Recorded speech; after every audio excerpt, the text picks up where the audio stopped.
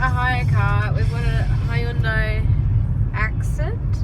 Yeah, I don't know. Wait, are we driving the same car with the car in front of us as well? It's one of them. I think. Maybe. I don't know. It's a Hyundai something starting with an A. Anyway, so we're just doing the last leg of our drive to the Kennedy Space Center, and you can see over there in the distance, I'm pretty sure that's where they build rockets. That's all. So we're going to go check that out. That guy's got a rocket on his number plate. So you know it's good. Yeah. And there's no fishing allowed, so we shouldn't have brought all our fishing gear.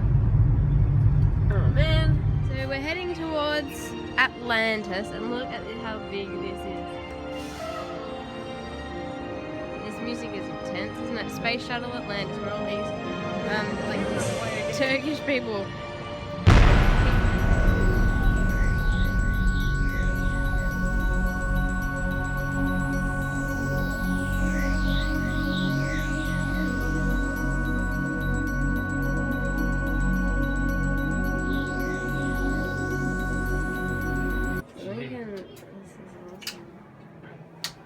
What it's like, and then there's like a cockpit, I guess.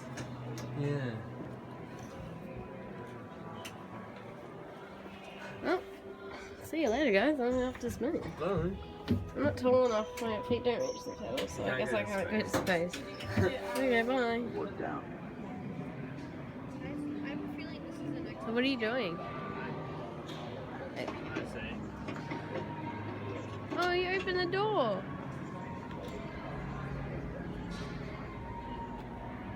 I don't even know if I have to have my arm like this over. I just look like an idiot for no reason. Use your left arm to drag yourself to the left. That's cool. It's saying to do this.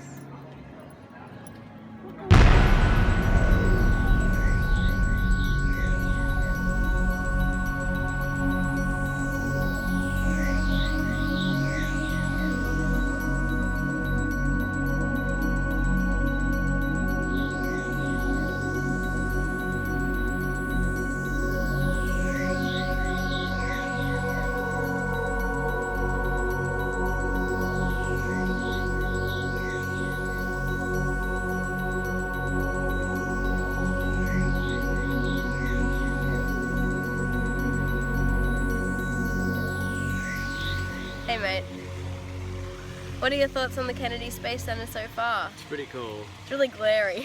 It's very glary. What's been your favourite thing we've seen so far? We haven't seen very much. No, we haven't. Like, it's still AM.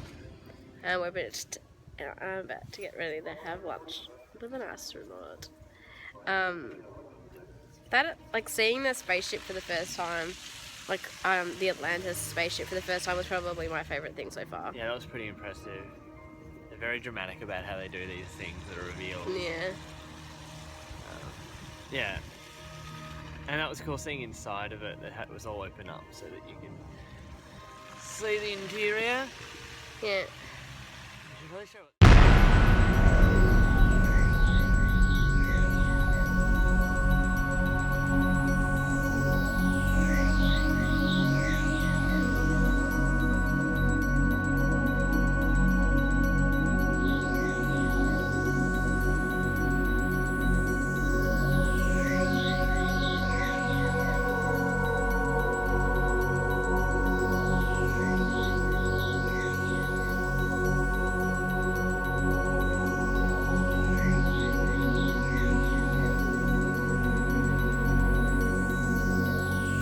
In fact, when you think about the training for the astronaut program, it starts early, right? You're going to spend 22 years in formal education before you're ever allowed to occupy the seat in one of America's spacecraft. You're going to have 12 years of primary education, 4 years of college, 3 years of postgraduate education or experience. That's just to apply. Once you're selected as an astronaut, you'll go through 2 years of training as an astronaut candidate, and then another year of mission-specific training once you're actually selected for a flight. So yeah, the training is a big part of what we do, that's for sure. What else do astronauts do? design? We have two problems. We have a number one problem and a number two problem, right? Is everybody with me so far? Okay. You guys in Nebraska, you get that? Okay, all right. So we got a number one, number two problem. So we're going to deal with the number one problem first. Now, you can see the bathroom up here on the screen behind me. It's a little bit different than the bathroom you have at home and in a commercial airplane. It looks similar in that it's one piece molded, and it has a couple fan motors though that we turn on. And then you see those foot restraints that you strap yourself into like you're going to the executioner. And then there's a thigh bar there on each side that you rotate over your thighs to keep from floating away. And there's a hose on the front of that apparatus. I'm pretty sure I know what that's going to be used for now. The first thing we're going to do is make sure both of those fans are running. Okay? We don't want any backups here. We don't want any failures. So we're going to have two fans going. So we're going to turn all those fans on. They're going to start pulling air through that hose. Now, on the end of that hose, there's a place for a funnel. Okay? We have little boy funnels and we have little girl funnels. So depending on your preference or persuasion, you choose one. At that point, just go ahead and grab that hose, go straight into that hose. All that liquid waste will go through the funnel, through the hose, and collect in a wastewater tank. There's only enough storage for about 3 days use. So at the end of the third day, you're going to dump that into space. So for those of you that are young enough to go to Mars, like this group back here, for those of you that are young enough to go to Mars, when you get there, do not eat the yellow snow. Now, turns out there's no yellow snow. As soon as it hits the vacuum of space, it freezes and then sublimates away, turns to gas, right? It goes from a solid to a gas. That takes care of the number one problem. Number two problem, bigger problem, all right? Now you see there's a one-piece molded seat on the top of that thing, and it has about a 4-inch opening like that, right? At home, we're shooting for a target like this, right? In space, we're shooting for a target like this. So that ought to tell you right away that positioning is absolutely critical. Now, NASA understands that. That's why we have a position training device at the Johnson Space Center in Houston, Texas. You don't get to use it, you just get to sit on it and see how you're doing. Now, where the waste would normally collected, we have lights and camera that shines up through that opening, and then a TV monitor right here in front of you. So, as a parting gift today, all of you will get a copy of those training films. There are no training films. Now, once you're happy with your positioning on orbit, you're going to open up that opening, right? Right now it's closed, so we have to open it up. There's a handle over on the right side. There's a white ball about halfway up on the left, on the left side of that picture. There's a ball on the end of a handle. We're going to pick that up, and then we're going to push it forward. That's going to open up that opening. At that point, go ahead and take care of your business. But remember, this is space. You will get no gravity assist here. In other words, things do not fall away. All right? So that's where you have to develop that little shake, and then all that airflow pulls it all in. At that point, close that valve back up. Now we still have paperwork to go. All the paperwork is taken care of and put in that silver container on the right side of the picture there. At that point, we're going to turn the fans off, wash our hands, get dressed. That's how you go to the bathroom in space. Not particularly easy. What else might be difficult about space?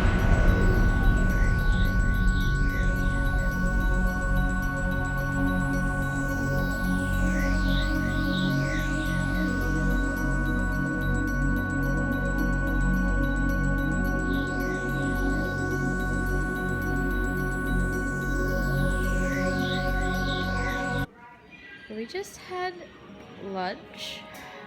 How was lunch? It's really good. Yeah. And now we're looking at Mars. This is Mars rover. This is the Curiosity rover, built like a human. This is the what's this? Spirit and Opportunity rovers, and the Sojourner. Oh, it's right up there. Rover. So these are all Mars rovers. Wow. You're all red because of the light.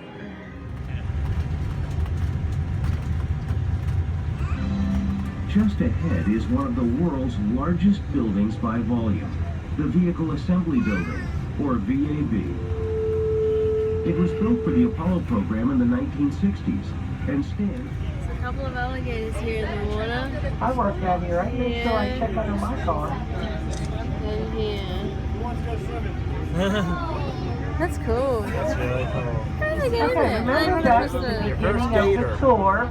Remember his When gator? I showed you that little, yeah, if you look on your right to the flag on the side of the VAB, the flag is 209 feet by 110 feet. The stars are 6 feet wide from point to point. The stripes are about 8.5 feet wide. To give you a better idea, you can drive one of these buses up each stripe. The blue part is the size of a regulation basketball court. Coming up on your right, sitting on this red trailer, this is a full-scale model of the launch abort system for the Orion capsule. If they need to get that capsule off the rocket for any reason, that system is designed to shoot it away, most likely towards the ocean, so it can parachute down to safety. Now back to the VAB. It was built in 1966. It is the 6th or 7th largest building by volume, not by height, but it is the largest one-story building. The building is 525 feet, which comes out to 52.5 stories. Looking at the VAB doesn't really look that big. That's because it's sitting there all by itself. You have nothing to compare it to. So if you take the Empire State Building and you cut it up, you can fit it inside the VAB 3.5 times. Well, I have tried We doing are that. coming up on the west side of the VAB. You are looking at high bays 2 and 4. The doors on the high bays are hydraulic panel doors. Each panel weighs 32 tons. It comes out to 64,000 pounds. It takes 45 minutes for them doors to open all the way. And if you can imagine these doors all the way open, and then let's go back to the Apollo days. When they rolled those rockets out, they cleared the top by only 6 feet. Launch of Apollo 8, right here where it actually happened.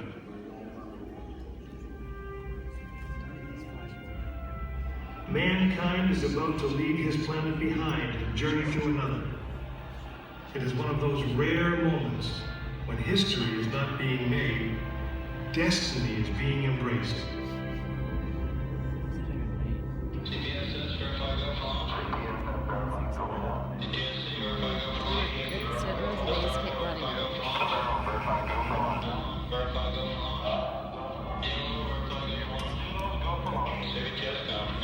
Attention all personnel. The countdown clock will start on my mark at T-minus 3 minutes. 3, 2, 1, 1. This is launch control. T-minus